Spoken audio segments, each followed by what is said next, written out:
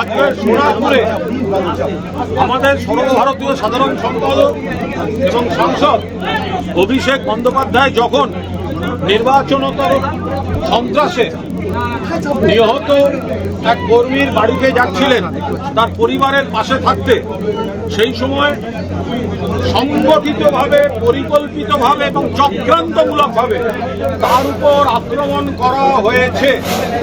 এর মূল দায় পুরোপুরি ভারতীয় জনতা পার্টি এবং তার প্রশাসনের। পরিকল্পিতভাবে সেখানে বাইরে থেকে লোক এনে সংগঠিত করে রেখে ভয়ঙ্করভাবে হামলা করা হয়েছে, পাথর মারা হয়েছে, অন্যান্য জিনিস তো ছেড়ে দিন, একেবারে বড় বড় পাথর মারা। কি কারো কথা বলছেন? পাথর মারা হয়েছে। আপনারা দেখবেন মাথায় কপাল গুনে সেই সময় হেলমেটটা ছিল বলে তাকে শারীরিকভাবে নির্যাতন করা হয়েছে। এমনিতেই তার চোখে প্রবলেম আছে, সেখানে নানাভাবে নিগ্রহ করা হয়েছে। তার মধ্যেও তিনি সহকর্মীর, সেই প্রয়াত সহকর্মী, নিহত সহকর্মীর বাড়িতে গেছেন, কিন্তু শারীরিকভাবে তিনি বিধ্বস্ত। যেভাবে তাকে মারধর, নিগ্রহ করা হয়েছে, হামলা করা হয়েছে, আক্রমণ করা হয়েছে, কোনো পুলিশি ব্যবস্থা রাখা হয়নি। তিনি জানিয়ে গিয়েছিলেন, তা সত্ত্বেও পুলিশি ব্যবস্থা রাখা হয়নি। যেভাবে দাঁড় করিয়ে হামলা হয়েছে, একেবারে ছবিতে দেখা যাচ্ছে কারা কারা কি কি করছে। স্লোগান হচ্ছে জয় শ্রীরাম। এরপর যখন তাকে অ্যাপোলো হাসপাতালে নিয়ে যাওয়া হয়, সেখানে খুব খারাপ অভিজ্ঞতা। হাসপাতাল কর্তৃপক্ষ চাপে আছেন, দীর্ঘক্ষণ কোন রকম চিকিৎসা ছাড়া। শোনা যায় যে বলা হচ্ছে অনুমতি নিতে হবে। আরে কার অনুমতি নিতে হবে? একজন জখম ব্যক্তি এসছেন, তার অনুমতি চিকিৎসায়। আমরা বুঝতে পারছি হাসপাতাল কর্তৃপক্ষ চাপে আছেন। সেখান থেকে আনা হয়েছে বেলভিউতে, এখন তিনি আইটিইউতে চিকিৎসাধীন। চিকিৎসক দেখেছেন এবং সমস্ত রকম পরীক্ষা আনুষঙ্গিক সমস্ত চলছে, কিন্তু পুলিশ প্রশাসনের শীর্ষ মহল থেকে চাপ আসছে এই বেলভিউয়ের উপরেও যে তাকে অ্যাডমিট রাখা যাবে না, এখনই হাসপাতাল থেকে ছেড়ে দিতে হবে। এই ভয়ঙ্কর অভিজ্ঞতা আসছে। ডাক্তারবাবুরা অ্যাডমিট করেছেন, আইটিইউতে চিকিৎসা চলছে, পরীক্ষা নিরীক্ষা চলছে। হসপিটালে একজন জখম ব্যক্তি চিকিৎসাধীন হবেন, তার উপর কেন প্রশাসনের চাপ আসার অভিযোগ থাকবে? এটা হচ্ছেটা কি?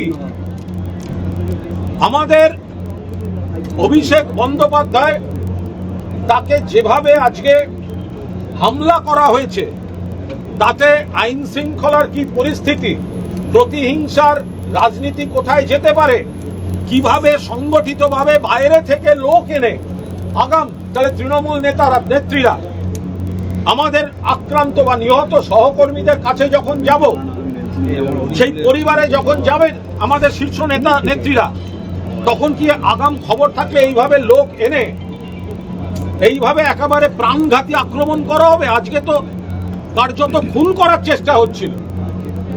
আজকে তো কয়েকজন তাকে রক্ষা করেছে এবং তার মধ্যে দু একজন সাংবাদিকও আছেন। আমরা সেই সাংবাদিকদেরও ধন্যবাদ দিচ্ছি। তারা কভারেজের ফাঁকে যখন দেখছেন মাথায় আঘাত করা হচ্ছে, টেনে নিয়ে যাওয়া হচ্ছে, প্রাণঘাতী হামলা করা হচ্ছে, তারা কিন্তু অভিষেকের প্রাণ বাঁচানোর কাজেও তারা একজন সচেতন নাগরিক হিসেবে কাজ করেছেন। যে ভয়ঙ্কর ঘটনা ঘটেছে, প্রত্যেককে আইডেন্টিফাই করে কেন পুলিশ ছিল না, কার নির্দেশে পুলিশ ছিল না।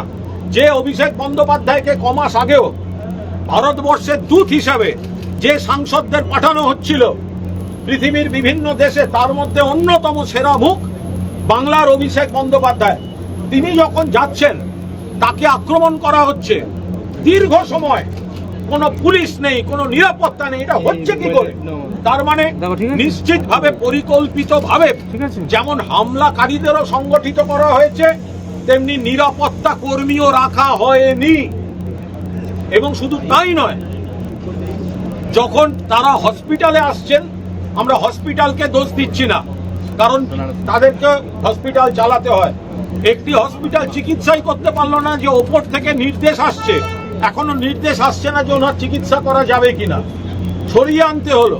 মাননীয় দলনেত্রী এ বিষয়ে মমতা বন্দ্যোপাধ্যায় আপনাদের সামনে বলেছেন।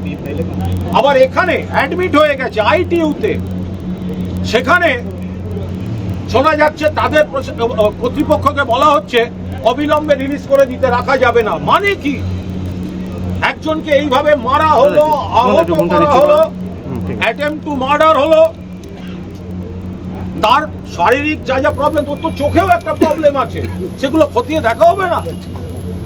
তার আগে হসপিটাল লাগবে কি হসপিটাল লাগবে না, একজন রোগী, একজন জখম, একজন অসুস্থ, তার কিভাবে কি চিকিৎসা করবে চিকিৎসকরা বুঝবেন, হাসপাতাল বুঝবে, তার সঙ্গে প্রশাসনিক চাপ আসবে কেন?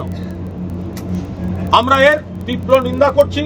আমরা বুঝতে পারছি যে আমরা হাসপাতালকে কোনো দোষ দিচ্ছি না, কিন্তু পুলিশ প্রশাসনের যারা এই চাপটা দিচ্ছেন তারা কিন্তু ঠিক কাজ করছেন না, অমানবিক কাজ করছেন।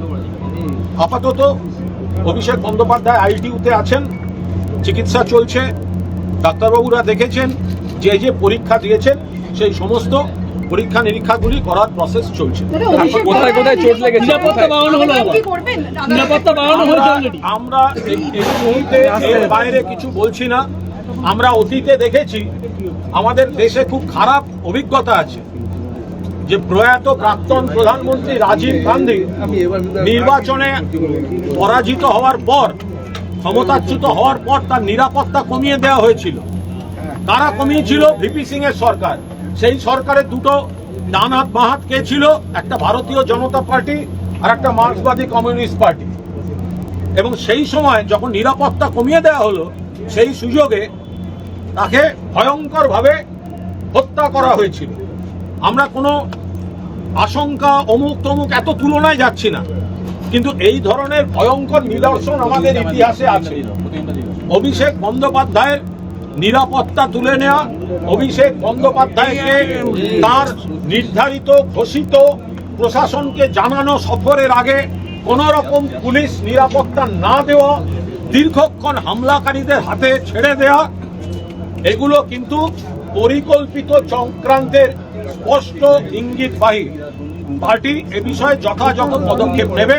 আপাতত আমরা অভিষেক বন্দ্যোপাধ্যায়ের দ্রুত আরোগ্য কামনা করছি এবং সেই সঙ্গে পুলিশ প্রশাসনকে বলছি, রোগী অসুস্থ জখম তাদের ট্রিটমেন্ট হবে, সেটা রোগী যে এসছে হসপিটালে, ডাক্তারবাবু এবং হাসপাতালের উপর ছাড়ুন। দয়া করে আপনারা এর মধ্যে নাক গলাতে আসবেন। এই ঘটনার কি কোনো পুলিশি অভিযোগ হয়েছে বা দলনেত্রী? আমরা সেগুলো দেখছি, আমরা সেগুলো সমস্ত খতিয়ে দেখা হচ্ছে। নিশ্চিতভাবে আইনি যা যা ব্যবস্থা নেওয়া সম্ভব, যেগুলি যা যা আইনি পদক্ষেপ আছে, তার সবকটি পার্টির তরফ থেকে করা হবে। রাজনৈতিক মোকাবেলায় কোনোভাবে করা হবে? এগুলো না, এটা তো সবে হয়েছে। আমরা আগেও দ্রুত আরোগ্য কামনা করছি। আগে ট্রিটমেন্টটা ঠিকভাবে হোক, সেই ট্রিটমেন্ট এবং ওকে সুস্থ করে নেওয়া, সেটার পর নিশ্চিতভাবে দলনেত্রী আগামী কর্মসূচি পদক্ষেপ যথাসময়ে দল জানাবে। আরো ভালো ভালো খবর দেখতে সাবস্ক্রাইব করুন বাংলা হান্টের ইউটিউব চ্যানেল। বাংলা হান্টের আরো খবর দেখতে নজর রাখুন। বাংলা খবর মানেই বাংলা হান্ট।